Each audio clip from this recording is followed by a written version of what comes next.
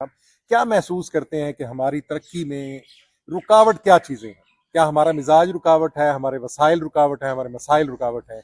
क्या रुकावट है कि हम तरक्की नहीं कर पा रहे? मैं तो समझता हूँ जी हमारी सोच रुकावट है। एक तो मायूसी और नेगेटिविटी बड़ी पाई जाती है, यानी कि हम लोगों को मायूस करते हैं। जब भी बातें कर रहे होते हैं ना सिर्फ मायूसी ही देते हैं।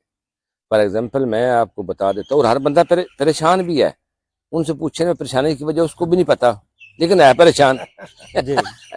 अच्छा, उसकी एक तो वजह हमारी सोशल मीडिया, इस पे बड़ी नेगेटिव खबरें आती हैं हर वक्त। एक तो लोग ये बड़ा सुनते हैं। दूसरी चीज़ है, जहाँ भी बैठे होंगे ना, हमारे यहाँ एक सोच पाई जाती है कि अगर एक बंदा किसी को अप्रिशिएट करे जी, उसकी तारीफ करे ना, तो दूसरा क्या है, वो छाड़े यार अब्बा तो कल ताई दा पट्ठे पांदा, तू इनू लगा हुण तू ये करन, इनू क्या पता। ठीक हो गया जी। ये अपनी नाकामी छुपाने वास्ते अगले ने नाकाम बना दिता। जबकि ये या तुसी जिथे जा रहे हो, किसी बंदे ने जुत्ती चंगी पाई, मैं छोटे लेवल सादा लफ्ज़ दसा ते ਜਿਹੜਾ रोजमर्रा जिंदगी सानू मामूल के मुताबिक है गल्लां वेखण नूं सुणन नूं मिलदियां ने। कोई बंदा किसी ने अच्छे कपड़े पाए ना, वो कहते अच्छे तो पाए लेकिन जुत्ती नहीं चंगी। शादी की है, खाना तो अच्छा, हलवा नहीं चंगा। कोई ना कई बंदे अपने ज़हन के मुताबिक ना उन्ना पूरा प्रोग्राम ठीक है ना, उन्होंने विच कोई ना कोई अपनी कढ़ लेनी है, वाह कम नहीं ठीक हो। हुण साडे जिवें अगे लगे हो अमन कमेटी, बड़ा अच्छा काम है, लेकिन बंदियां कोलों कई वेखो जी अपने अपने करदे, हालांकि उन्हें कोई सारा पिंड नहीं दिंदा है, जे बाहर वो भी सारे नहीं दिंदे, जेड़ा कोई दिंदा वो भी ठीक है, ना दिंदा उसदा कोई जिक्र नहीं करते, लेकिन वो करदे सफाई सारे दी, कोई उन्हें घर छड्डे नहीं। लेकिन जिहदा करदे ने भी आखे तो वेखो जी 10 दिहाड़े चलनी है, जदों शुरू होई है ना 10 दिहाड़े चलेगी, अगो खत्म, अगे भी बड़ियां जी कमेटी अगे। आप ये समझते हैं कि जो नेगेटिव चीजें हैं जे वो ज्यादा खराब कर रहे हैं? यूरोप में करदे भी वही हैं जेड़े आप खुद निकम्मे। अच्छा, जिंदगी का बड़ा हिस्सा तो यूरोप में गुजरा है, नवाज का भी गुजरा, मेरा भी, ये भी है। अच्छा, उधर हम जा रहे होते हैं ना जी, पर घर से निकले आके जो पहला बंदा मिलेगा ना, उसे देखना अगर अपनी गाड़ी साफ सुथरी है ना जी, वो देख के कहे, कपड़े बेशक इतने साफ नहीं है, जो अच्छी चीज है ना फारद, यार गाड़ी बड़ी साफ धुलाई है, किधर से धुलाई? आप जा रहे हैं, आपने पुराने कपड़े पहने, लेकिन इस्त्री है साफ है, वो कह यार ये किधर से इस्त्री करवाते हो, बड़े अच्छे प्रेस हुए हैं।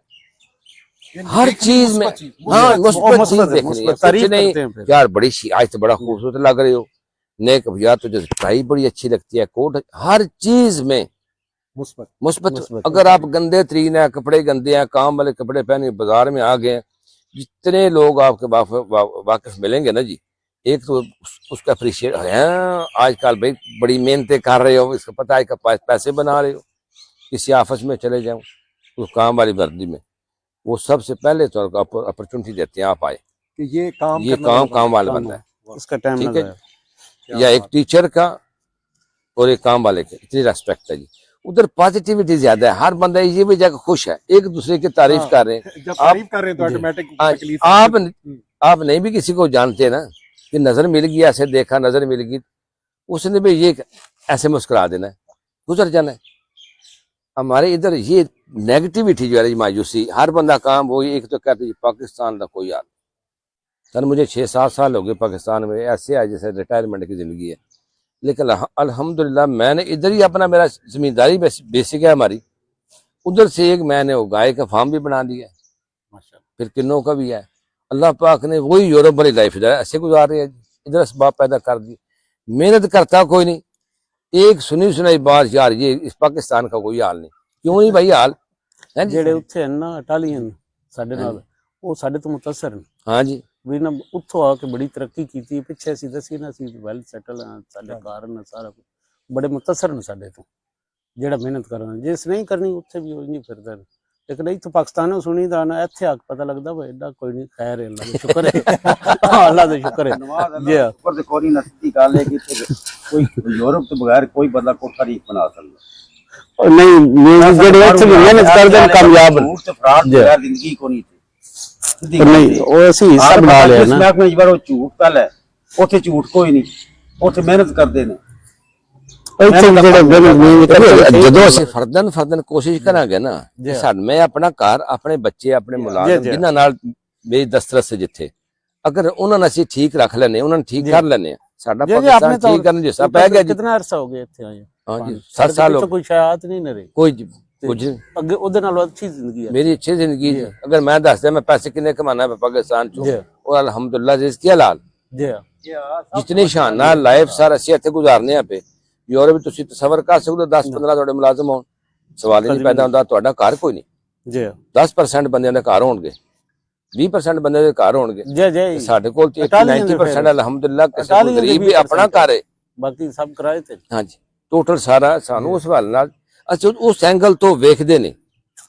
ਜੀ ਹਰ ਚੀਜ਼ ਪਾਕਿਸਤਾਨ ਵਿੱਚ ਮੌਜੂਦ ਹੈ, ਲੇਕਿਨ ਕੋਸ਼ਿਸ਼ ਕੋਈ ਨਹੀਂ ਕਰਦਾ ਸਰ। ਇसी ਮੁਆਸ਼ਰੇ ਵਿੱਚ ਰਹਿ ਕੇ ਤੁਸੀਂ ਫਾਰ ਐਗਜ਼ਾਮਪਲ ਭਲਵਾਲ ਹੈ ਸਾਡਾ, ਅਗਰ ਇੱਥੇ 2000 ਦੁਕਾਨ, 200 ਦੁਕਾਨ ਜਾਂ 100 ਦੁਕਾਨ, ਉਹ ਕਾਮਯਾਬ ਹੈ ਤੇ ਬਾਕੀ ਨਾਕਾਮ ਨੇ। ਵਜ੍ਹਾ ਮੁਲਕ ਹੋਈ ਹੈ, ਸਾਰਾ ਏਰੀਆ ਹੋਈ ਮਿਹਨਤ ਨਹੀਂ ਕਰਦੇ, ਸਿਰਫ ਮਿਹਨਤ ਦਾ ਫਰਕ ਹੈ। ਮਿਹਨਤ ਦਾ ਫਰਕ। ਤੇ ਬਿਲਖਸੂਸ ਗੱਲ ਤੁਸੀਂ ਕੀਤੀ ਹੈ ਕਿ ਸਾਡੀ ਤਰੱਕੀ ਨਾ ਹੋਣ ਦੀ ਵਜ੍ਹਾ ਅਸੀਂ ਤੇ ਇਹ ਸਮਝਦੇ ਹਾਂ ਕਿ ਜਦੋਂ ਕਰਨਾ ਫਰਾਡ ਹੈ ਜਨਾਬ। ਜੀ ਹਾਂ, ਦੂਸਰੀ ਵਾਰੀ ਉਹਦੇ ਕੋਲ ਕਿੰਨੇ ਜਾਣਾ ਹਾਂਜੀ ਕਿ ਇੱਕ ਵਾਰੀ ਤੇ ਜੁਗਾੜ ਲਾ ਕੇ ਕੋਈ ਪੈਸੇ ਕਮਾ ਲਓ, ਜੀ ਅਗਲੀ ਵਾਰੀ ਫਿਰ ਵੇਖੀ ਜਾਏਗੀ ਜਨਾਬ। ਬਿਲਕੁਲ ਅਸੀਂ ਵੀ ਇਹ ਚੀਜ਼ ਹੈ ਜਿਹੜੀ, ਹਾਲਾਂਕਿ ਹੋਣੀ ਤੇ ਇਸ ਤਰ੍ਹਾਂ ਨਹੀਂ ਚਾਹੀਦੀ ਜਨਾਬ। ਸਾਰੇ ਅਸੀਂ ਇੱਥੇ ਦੀ ਇੱਕ ਦੂਜੇ ਦੇ ਲੋਕ ਜਾਣਨੇ ਵਾਲੇ, ਸਾਰੇ ਇੱਥੇ ਦੀ ਇੱਕ ਬਸ ਦੂਜੇ ਨੂੰ ਜੀ ਧੋਖਾ ਦੇਣਾ। ਮੇਨ ਵਜ੍ਹਾ ਜਿਸ ਨਹੀਂ ਨਾ ਕਰਨਾ ਜੀ, ਜਿਸ ਧੋਖੇਬਾਜ਼ੀ ਨਾਲ ਕਰਨਾ, ਉਹ ਸਾਰੇ ਉਸ ਕਮਾਣਾ ਕੀ ਜਿਹੜਾ ਮਿਹਨਤ ਕਰਦਾ, ਮੇਰਾ ਖਿਆਲ ਇੱਥੇ ਵੀ ਕਾਮਯਾਬ। ਅਲਹਮਦੁਲਿਲਾ ਕਾਮਯਾਬ ਨੇ। ਤੁਸੀਂ ਸਿਰਫ ਜੀ ਨਾਕਾਮ ਲੋਕਾਂ 'ਚ ਬੈਠੋ ਨਾ। ਜੀ ਤੁਸੀਂ ਦੋਸਤ ਆ ਬਾ ਹਲਕਾ ਬਾਬ ਜਿਹੜਾ ਨਾ ਜੀ, ਉਹ ਤਰੱਕੀ ਪਸੰਦ ਬਣਾਓ।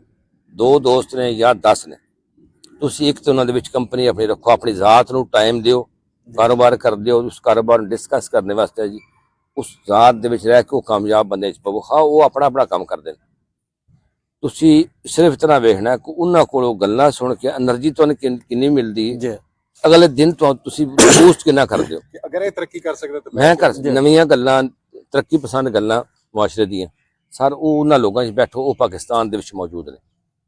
ਹਰ ਹਾਂਜੀ ਸਾਰੇ ਲੋਕ ਨਾਕਾਮ ਬੱਚਿਆਂ ਨੂੰ ਇੱਥੇ ਪੜਾਉਂਦੇ ਲਿਖਾਉਂਦੇ ਹੋ, ਸਾਰਾ ਕੁਝ ਕਰਦੇ ਹੋ, ਪੜ੍ਹ ਲਿਖ ਕੇ ਉਹਦੀ ਕੋਸ਼ਿਸ਼ ਹੈ ਜੀ ਬਾਹਰ ਹੀ ਚਲਾ ਜਾਏ, ਡਾਕਟਰ ਬਣਾਉਂਦੇ ਹੋ, ਕੋਈ ਕੰਮ ਹੀ ਕਰਾਉਂਦੇ ਹੋ ਬੱਚੇ ਕੋਲ।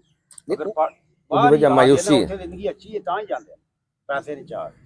ਮੈਂ ਜੀ ਜਿਹੜਾ ਨਹੀਂ ਪਹੁੰਚ ਸਕਦਾ, ਮੈਂ ਅੱਗੇ ਮਿਸਾਲ ਦਿੰਦਾ ਅਕਸਰ, ਸਾਡਾ ਉੱਥੇ ਗੁਆਢੀ ਉਹ ਪਰਲੇ ਡੇਰ ਨਾਲ ਨਾ, ਉਹ ਮਜ਼ੇਰਾ 6 ਕਿੱਲੇ ਦਾ ਯਾਨੀ 3 ਕਿੱਲੇ ਉਸ ਮਾਈ 2 ਫੈਮਲੀਆਂ ਪਲਦੀਆਂ ਪਈਆਂ, ਇੱਕ ਬੇਵਾ ਦੀ ਭੈਣ ਹੈ, ਹਾਂਜੀ ਬੱਚੇ ਉਸ ਪੜਾਏ ਨੇ, ਇੱਕ ਉਹ ਆਪ ਹੈ ਤੇ ਇਹ ਵੀ ਨਿਹਰਾ ਕਮਲਾ ਸਿਆਣਾ ਮਿਹਨਤ ਕਰਦਾ ਤੇ 2 ਫੈਮਲੀਆਂ ਉਹਦਾ ਆਪਣਾ ਗੁਜ਼ਾਰਾ ਬਿਹਤਰੀਨ ਪਾਲਦੇ ਨੇ ਜੀ ਪਾਲਦੇ ਪਏ।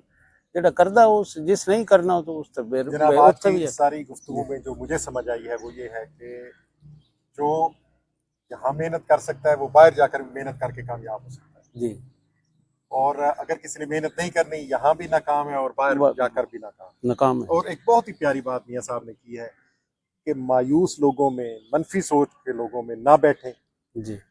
जो लोग तरक्की करना चाहते हैं, मेहनत करके आगे बढ़ना चाहते हैं, उनमें बैठे तो इंशाल्लाह आपका ज़हन भी खुलेगा और आपको आगे मजीद मौके नजर आएंगे और इंशाल्लाह आपको तरक्की का मौका मिलेगा। बहुत बहुत शुक्रिया जी मियां साहब, आपने हमें बहुत